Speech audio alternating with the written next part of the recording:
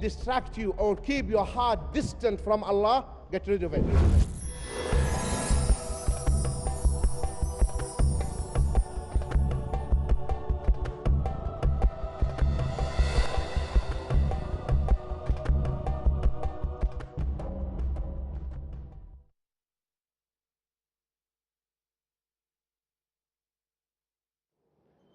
Next question from the brothers section, please. Assalamu alaikum wa rahmatullahi wa barakatuh, ya Saeed.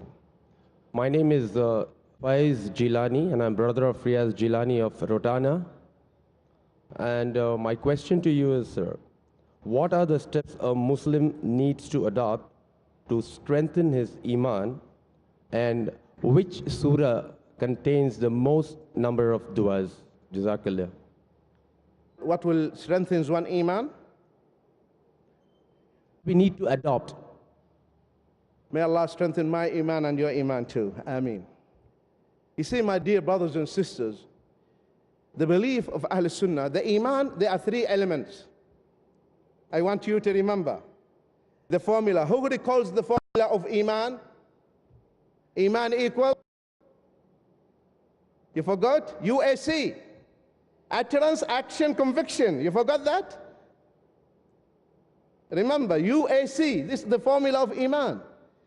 Utterance by the tongue, action by the limbs, conviction in the heart. So these are the three elements. So iman equal the utterance multiplied by the conviction multiplied by the action. You know mathematics. You have three variables in the formula. Anyone changes, what will happen to the product? Will change. If the utterance increases, what will happen to the iman? Increase. Don't you feel in Ramadan your iman increases because of the dhikr, reading the Quran, so the utterance increases. What about the conviction itself, the belief in the heart? The belief in the heart, if it increases, the iman also will increase. Can the conviction in the heart increase? The answer yes.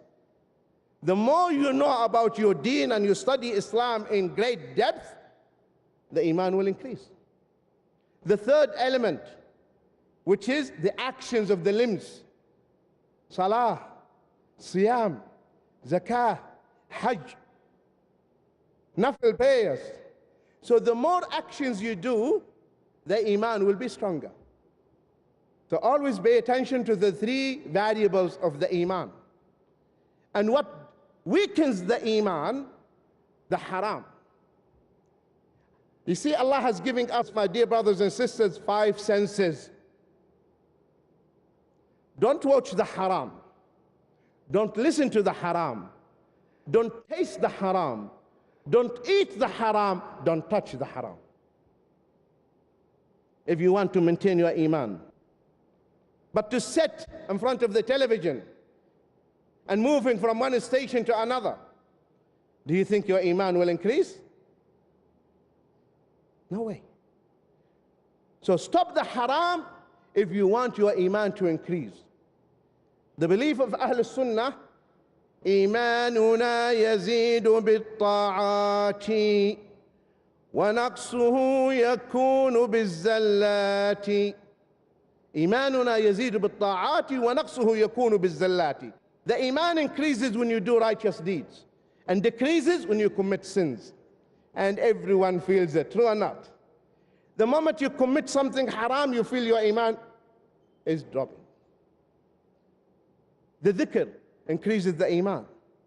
So always maintain the three variables. May Allah strengthen my iman and your iman. Ameen. And one more question is, the du'as, the more number of du'as. Dua. Surah, which surah contains more number of du'as? See, Surah Al-Fatiha is all dua. Surah Al-Fatiha is all dua. Next question from the sisters section, please. Assalamu alaikum wa rahmatullahi wa barakatuh. I am Asma Shams. Besides a student of Islam and comparative religion, I am a computer teacher. And my question is it right to recite the name of Allah with counting like 1,000 times, 550 times, like 999 times before asking anything with Allah. Is it authentic procedure? If I got your question right, can you mention the name of Allah many times before you ask? If you say that, can you repeat the name of Allah many times? Yes. Like say Allah, Allah, Allah, Allah, or Ar-Rahman? No. She want to ask that particular number. Someone told that if you read that 900, you will give it reward this. That I got at it. Okay. I understood that. So now, repeating the names of Allah 100 times, or 1,000 times, or more than that or less, if we have an evidence from the Book of Allah or the Sunnah of the Prophet ﷺ, then we do it. Anyone comes to you and tells you, do this, read this name this number of times, don't do it. Ask him, what is the proof? قُلْ هَاتُوا بُرْهَانَكُمْ إِن كُنتُمْ صَادِقِينَ. Produce your evidence if you are telling the truth. If he tells you, but this is khair, he or she, this is khair. He said, who told you it is khair? Who told you? Did the Prophet ﷺ, did he know this khair or didn't he? Tell me. Yes or no? If he said yes, show me where. Produce your evidence. If he said no, the Prophet didn't know it, the Prophet didn't know it and you knew it? Something the Prophet himself ﷺ didn't know it and you knew it? Second question, did he teach this khair that you want me to do to any of his companions or didn't he? Yes or no? If he did, where? So my dear brothers and sisters, Muslims all over the globe, we are actually polluting the deen, spoiling the deen by adding innovations and bid'ah to the deen.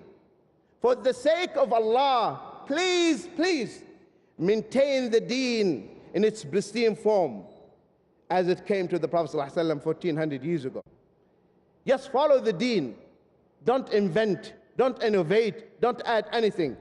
Anyone who innovates anything in our deen, it will not be accepted from him. It will be rejected. You see, my brothers and sisters, see this glass? It's not full. I can add, right? True or not? Because the incomplete accepts additions. The incomplete accepts what? Additions. Are you following? What accepts additions? The incomplete. The question is now, is your deen complete or incomplete? Is Islam complete or incomplete? Complete. Does it accept additions? You find some ignorant Muslims are saying this is bid'ah hasana. Have you heard that? This is good innovation. What made it good? Huh? If it is good, that means Islam is in need of it, accepts it. If the deen accepts additions, it means it is incomplete. That's what Imam Malik said, as in the book of I'tisam by Imam al-Shatibi. من زعم أن في الإسلام بدعة حسنة فإنما يتهم النبي صلى الله عليه وسلم بالخيانة إني سمعت الله يقول اليوم أكملت لكم دينكم وأتممت عليكم نعمتي ورضيت لكم الإسلام دينا. Imam Malik said, anyone who claims there is good bid'ah, good innovation in the deen, indeed, he is accusing the Prophet ﷺ that he did not convey the message completely. I heard Allah saying, today I have completed your religion and completed my favors upon you and have chosen al-Islam as a way of life for you. And what was not deen at that day will not be deen today. This is what Imam Malik said. Some people, they say the microphone is bid'ah. The cameras are bid'ah, but these are good bid'ahs. We tell them, is this bid'ah in the deen or in the dunya? Tell me. In the dunya, do as many bid'ahs as you like. We want you Muslims to make bid'ah in the dunya. We want you to invent as your forefathers were inventors. You know the Muslims, they sent a clock to Charlemagne. You know Charlemagne? the king of the French, at the time, the reign of Harun al-Rashid, the Muslims were so advanced in technology, they sent a clock. When the French, they saw the clock, they thought there was genie inside, devil inside. So invent in the dunya, but the deen, leave it as it. The Muslims, they left the dunya and they started inventing and innovating in the deen. May Allah guide all the Muslims to the straight path. Ameen. Jazakallah, brother.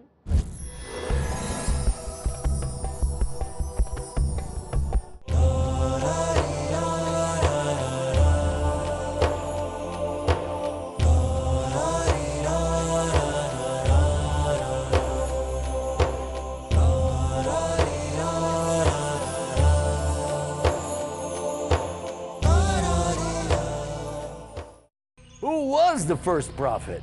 Was a prophet the first one to read and write? Did God speak to a prophet? A prophet in a prison. A prophet who commanded the birds, insects, and animals? Want to know more? Join us for Stories of the Prophet. Stories of the Prophets, every Wednesday at 7:30 p.m. and repeat telecast at 10:30 a.m. India on Peace TV. Where truth is hidden, misleading quotations create confusion. Where truth is hidden, lack of knowledge and wisdom cause upheaval and commotion. Where truth is hidden, manipulated scriptures and twisted facts emerge. This very hidden truth creates false propaganda, mayhem, chaos, disorder, and turmoil in our lives and the world order. But is there anyone with courage and wisdom? What is the truth and who has the courage to expose it?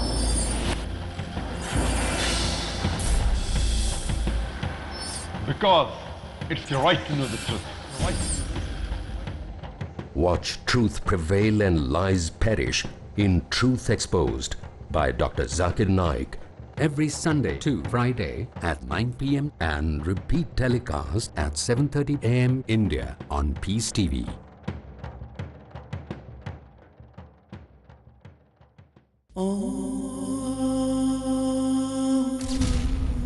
We are not addicted to dawah.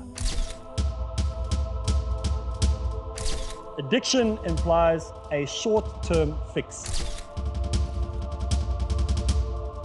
One doesn't need to get into the zone to talk about Islam.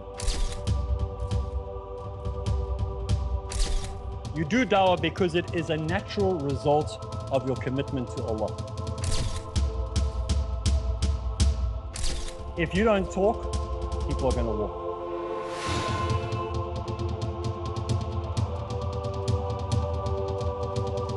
The most effective combination in the propagation of true Islam is found in Dawah Ilallah. Join me, Arif Islam, as we go through Dawah Ilallah only on Peace TV. Follow the tips to make the task of dawah result-oriented in Dawah Ilallah, next on Peace TV.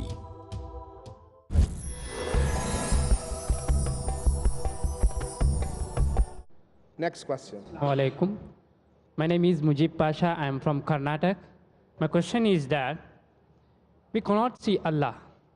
Somebody said that a great priest and a lover of Allah can see in dream. Is it right? And also say me that it is possible to Allah without seeing how. Someone says you cannot see Allah. Somebody says that he can see Allah in dream. He sees Allah. He sees. Can't. He sees. He sees Allah. Yes. In the dream.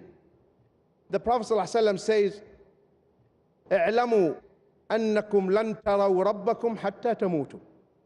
This is the authentic hadith. The Prophet ﷺ said, know that you will not see your Rabb, your Lord, till you die, only in the Jannah.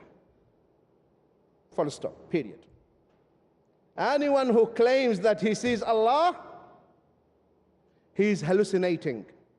He needs to see a psychiatrist. You understand? Imam Abdul Qadir Jilani, rahimahullah, was praying at night, Imam Abdul Qadir Jilani. And the shaitan came to him, and light appeared in the room. Oh, Abdul Qadir Jilani, I am Allah. There's no need for you to pray for me anymore. So Imam Abdul Qadir Jilani, he was alim, scholar. He said, by Allah, are you Allah? That light vanished, disappeared, and no voice. And after a while, the voice came back. Oh, Abdul Qadir, you escaped. I failed to mislead you. By Allah, I misled many people. Many people. They see the shaitan in the dream and they think that is Allah. It's the shaitan. Or he tells you, I see the Prophet ﷺ. You ask him to describe the Prophet ﷺ, he tells you he's tall, all his beard is white. Huh? That is not the Prophet ﷺ. And some of them, they say, we see the Prophet ﷺ during the day, not only in the sleep. He comes, he sits with us, he talks to us. You know the definition of Sahabi? What's the definition of Sahabi? The definition of Sahabi is someone who saw the Prophet ﷺ in his life. And they are saying that the Prophet ﷺ, he comes and he sits with them and he talks to them. So we have companions, Sahaba, in the 21st century. Can you imagine? In the 21st century, we have Sahaba, because they are seeing the Prophet ﷺ and they believe in the Prophet ﷺ. May Allah guide them. Say Ameen. May Allah guide all the Muslims.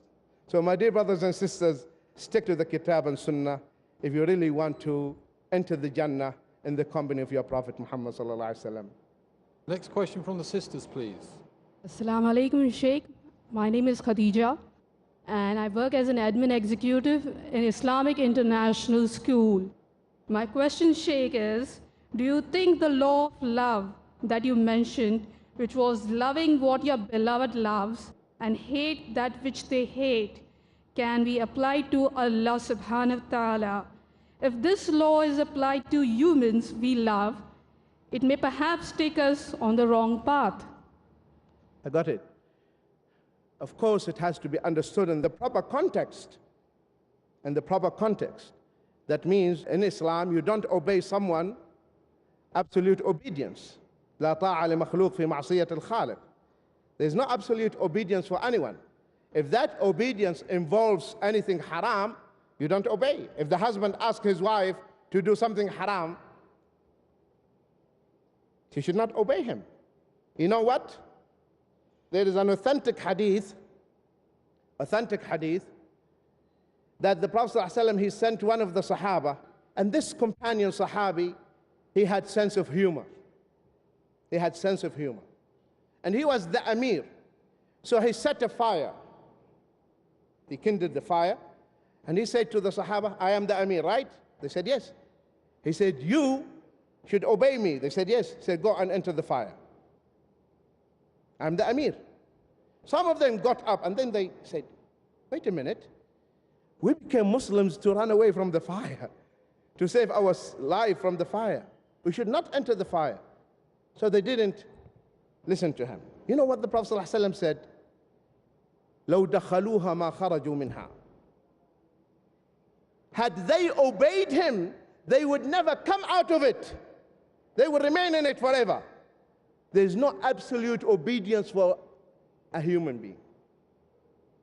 If your husband asks you to do something not haram, yes. You give him your eyes. You do your best to please your husband, as long as he doesn't ask you something haram. The moment he asks something haram, you say, sorry.